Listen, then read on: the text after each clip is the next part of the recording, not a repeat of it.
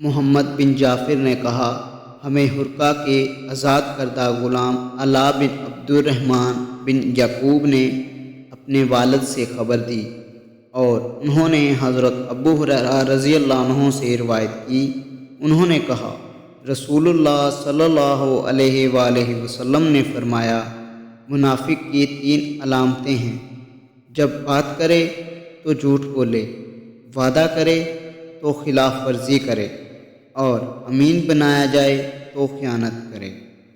صحیح مسلم حدیث نمبر 212۔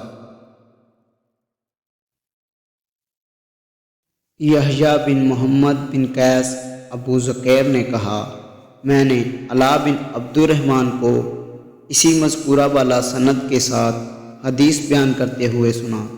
انہوں نے کہا، منافق کی علامات 3 ہیں: چاہے وہ روزہ رکھے، نماز پڑھے اور اپنے آپ کو مسلمان سمجھے۔ صحیح مسلم حدیث نمبر 213۔